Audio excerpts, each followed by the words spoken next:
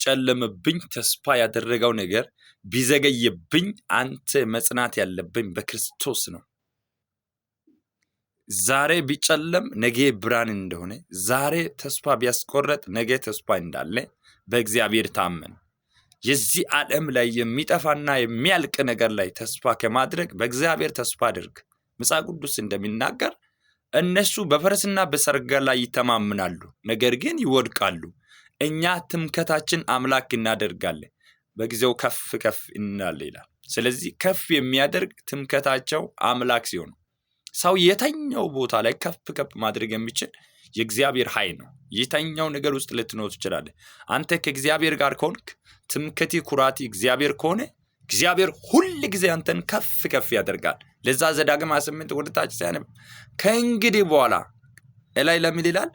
ቃልን የሚሰማ ትእዛዙን የሚጠብቅ የሚያደርግ አለ። በኋላ ታች ላይ ከእንግዲህ ወዲያ ጅራት አትሆንም፣ ራስ ትሆናለህ፣ ወይ ኋለኛ አትሆንም፣ ፊተኛ ትሆናለህ። ስለዚህ አንተ በእግዚአብሔር ትምክህት ስላደረግ፣ በእግዚአብሔር ተስፋ ስላደረግ፣ በሚሰራው በሚንቀሳቀሰው በየትኛው ቦታ እግዚአብሔርም ትምክህት ስላደረገ ከፍ ከፍ ትላለህ። አሁን ዝቅ ስላለኝ እንደዚህ ይቀጥላል ብለህ ተስፋ አትቁረጥ።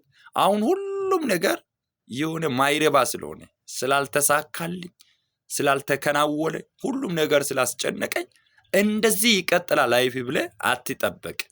ትምክህት ያደረገው እግዚአብሔር እንዳንተ አይደለም፣ እንዳንተ ድካም እንዳንተ ሐሳብ አይደለም። እሱ ትልቅ ነው፣ መለኮታዊ ነው፣ ዘላለማዊ ነው። ስለዚህ በሱ ተስፋ ስላደረገ ስለታመንክ ለስሙ እግዚአብሔር ያንተ ነገር ከዝቅታ ወደ ከፍታ ያመጣል።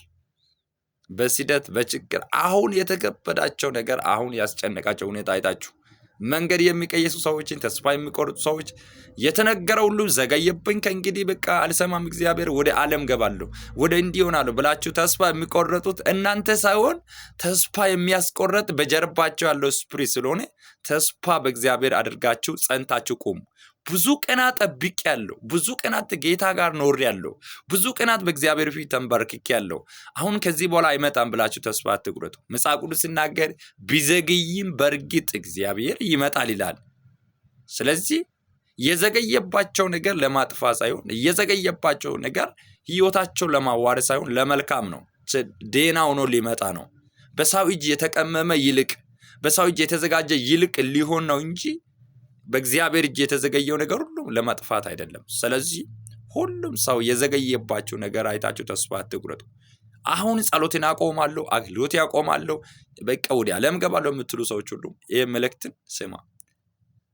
የዛሬ ጨለማ ለነገ ብርሃን ነው። ዛሬ የተዘጋ ነገ ብዙ በር ሊከፈት ነው። ተስፋ አትቁረጥ። አንተ በእግዚአብሔር ያደረገው ተስፋ አንድ ቀን አንተን ያስደንቃል። አንድ ቀን አፈ በምስጋና ይከፈታል። ይመቻችሁ።